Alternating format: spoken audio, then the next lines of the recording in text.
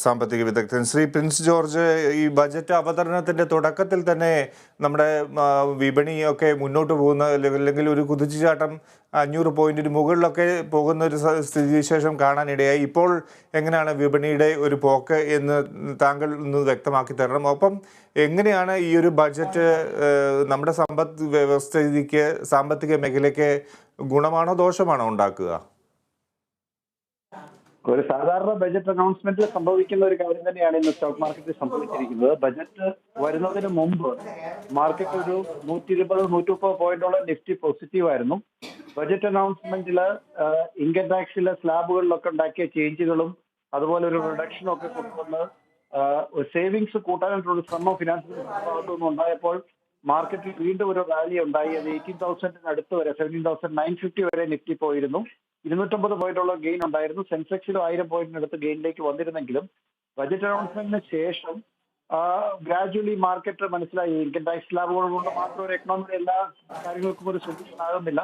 അതിന് ആ റാലിയിൽ പ്രോഫിറ്റ് ബുക്കിംഗ് ഉണ്ടായി. ഇപ്പോൾ മാർക്കറ്റ് ശരിക്കും പറയുകയാണെങ്കിൽ ഒരു 24 പോയിന്റ് മാത്രമേ നിഫ്റ്റി പ്ലസ് ആയിട്ടുള്ളൂ. അതായത് ഈ ബജറ്റ് അനൗൺസ്മെന്റിന് ശേഷം ഉണ്ടായ ഗെയിൻസ് എല്ലാം ഇറേസ്ഡ് ആയി പോയി. അത് പ്യുവർലി ഒരു പ്രോഫിറ്റ് ബുക്കിംഗ് ആണ്. അത് ബജറ്റ് നല്ലതായതുകൊണ്ടോ മോശമായതുകൊണ്ടോ അല്ല. ഈ താങ്കളുടെ ബജറ്റിനെ സംബന്ധിച്ചുള്ള ചോദ്യത്തില് ഈ ബജറ്റിന് ഈ പേഴ്സണൽ ഇൻകം ടാക്സിലുള്ള ഒരു പ്രപ്പോസൽ ഒഴിച്ചാൽ കാര്യമായിട്ടുള്ള വലിയ പ്രപ്പോസൽസ് ഇല്ല. പിന്നെ അവരുടെ പ്രപ്പോസൽ ഉള്ളത് ഇൻഫ്രാസ്ട്രക്ചർ മേഖലയ്ക്കാണ്. അപ്പൊ ഇൻഫ്രാസ്ട്രക്ചർ മേഖലയെ സംബന്ധിച്ചിടത്തോളം ഇതൊരു നല്ല ബജറ്റാണ്. ടൂറിസം മേഖലയെ സംബന്ധിച്ചിടത്തോളം ഇതൊരു നല്ല ബജറ്റാണ്. ഇൻഷുറൻസ് മേഖലയെ സംബന്ധിച്ചിടത്തോളം ഇതൊരു മോശം ബജറ്റാണ്. ഇതൊക്കെയാണ് ഇപ്പൊ പുറത്തു വന്നിട്ടുള്ള ഒരു അനൗൺസ്മെന്റുകൾ. അതുപോലെ ഡിഫൻസിന് നമ്മുടെ ലോക്കൽ കമ്പനികൾക്ക് PSU കമ്പനികൾക്കടക്കം കുറെ ഒരു അലൊക്കേഷനും ഓർഡറും ഒക്കെ വരുമെന്ന് പ്രതീക്ഷിച്ചത് അനൗൺസ്മെന്റ് ഉണ്ടായില്ല. അവർക്ക് നെഗറ്റീവായിട്ടൊന്നുമില്ല, അനൗൺസ്മെന്റ് ഉണ്ടായില്ല എന്നുള്ളത് മാത്രമേ ഉള്ളൂ. അതുകൊണ്ടൊരു മിക്സ്ഡ് ആയിട്ടുള്ള ഒരു ബജറ്റാണ്.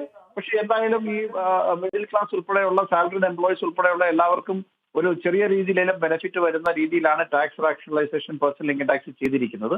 ഇതിന് അവർക്ക് ഫിനാൻസ് മിനിസ്റ്റർക്ക് ഇങ്ങനെ ഒരു കാര്യം ചെയ്യാനുള്ള ഒരു കോൺഫിഡൻസ് വന്നത് ഇതിനു മുമ്പ് കോർപ്പറേറ്റ് ടാക്സ് കുറച്ചപ്പോൾ അന്ന് കോർപ്പറേറ്റ് ടാക്സ് കുറച്ചത് വേറെ പർപ്പസിനാണെങ്കിൽ കൂടി അതിനുശേഷം ടാക്സ് കളക്ഷൻ കൂടി കൂടുതൽ കമ്പനികൾ വോളണ്ടറി ആയിട്ട് വന്ന് ടാക്സ് പേ ചെയ്യാൻ തുടങ്ങി. അങ്ങനത്തെ ഒരു പോസിറ്റീവ് ഇമ്പാക്ട് ഉണ്ടായതുകൊണ്ട് ഇത്തവണ ഇൻകം ടാക്സ് ലാബ്സും റാഷണലൈസ് ചെയ്യുമ്പോൾ ഈ കൂടുതൽ ആളുകൾ ടാക്സ് പേ ചെയ്യുകയും സ്വമേധയാ വന്ന് അതിന്റെ കംപ്ലയൻസ് കൂടുകയും ചെയ്യുമെന്നുള്ള ഒരു പ്രതീക്ഷയിലാണെന്ന് തോന്നുന്നത് ചെയ്തിരിക്കുന്നത്. എന്തായാലും അത് നല്ല കാര്യമാണ്. അതുകൊണ്ട് മാത്രം സ്റ്റോക്ക് മാർക്കറ്റിന് വലിയ വാല്യൂ ഒന്നും ഉണ്ടാകാൻ പോകുന്നില്ല.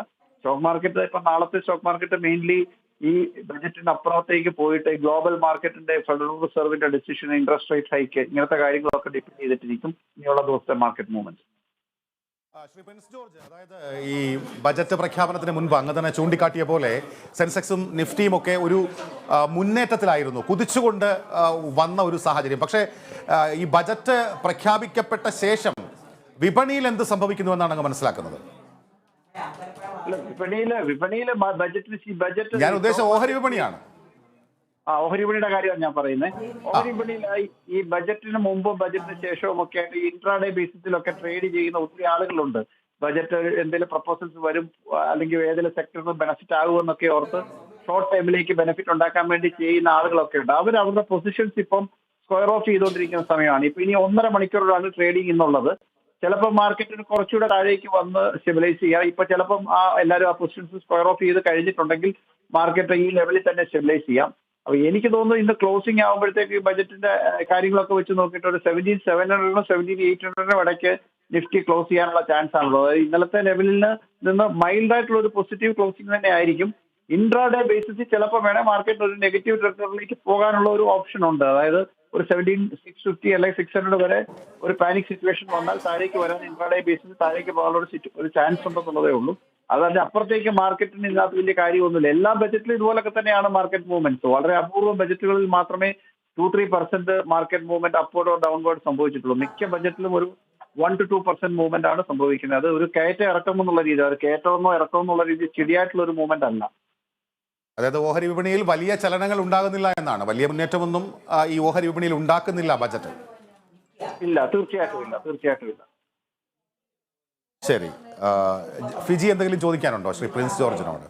ശ്രീ പ്രിൻസ് ജോർജ്, എന്തായാലും സമ്പദ് വ്യവസ്ഥയിൽ ഇത് എങ്ങനെ പ്രതിഫലിക്കും എന്നത് നമുക്ക് ഈ ഓഹരി വിപണിയിലെ കയറ്റിറക്കങ്ങൾ വച്ച് വിലയിരുത്താൻ കഴിയുമോ ഈ ഘട്ടത്തിൽ? ഇല്ല ഫിജി അത് ഫിജിക്കൊക്കെ നല്ല അറിവുള്ള കാര്യമാണല്ലോ. ഇതുപോലത്തെ ബജറ്റിലുള്ള ഇമ്മീഡിയറ്റ് ഓഹരി വിപണിയിലെ റിയാക്ഷൻ ഒന്നും ഒരു പോയിന്റിനപ്പുറത്തേക്ക് വലിയ ഇമ്പോർട്ടൻസ് ഒന്നുമുള്ള കാര്യമല്ല. അത് ഈ ഒരു function of buying and selling by retail ഇൻവെസ്റ്റേഴ്സും ട്രേഡേഴ്സും ഇൻസ്റ്റിറ്റ്യൂഷൻസും ഷോർട്ട് ടൈം ട്രേഡ് ചെയ്യുന്നവരുടെയൊക്കെ ഒരു ഫംഗ്ഷൻ വെച്ചിട്ടുള്ള മൂവ്മെന്റ്സ് ആണ് ഈ കാണുന്നത്. ശരിക്കും മാർക്കറ്റ് ഈ ബജറ്റിനെ 1-2 ദിവസം കൊണ്ട് ഡൈജസ്റ്റ് ചെയ്ത് ചില സെഗ്മെന്റിന് ബെനിഫിറ്റ് ഉള്ളവർക്കൊക്കെ ചിലപ്പം എന്തെങ്കിലും ഒരു രീതിയിലുള്ള റീറൈറ്റിംഗ് ഒക്കെ ഉണ്ടാകാനുള്ള ചാൻസ് ഉണ്ടെന്നുള്ളത് ഒഴിച്ച് ഇത് വെച്ച് നമുക്ക് ഈ ബജറ്റിനെ പൂർണ്ണമായിട്ടൊന്നും അനലൈസ് ചെയ്യാൻ സാധിക്കത്തില്ല. ബജറ്റ് മോശമൊന്നുമില്ലായിരുന്നു. മോശമായിട്ടുള്ള പ്രപ്പോസൽസ് ഇല്ലാതിരുന്നു എന്നുള്ളത് തന്നെ ആളുകൾക്ക് ഒരു ആശ്വാസമുള്ള കാര്യമാണ്. സാധാരണ ഒരു ബജറ്റ് വരുമ്പോൾ എവിടെന്തെങ്കിലും പുതിയ 2 ടാക്സുകളൊക്കെ കണ്ടുപിടിച്ചുകൊണ്ട് വരുന്നതാണ്.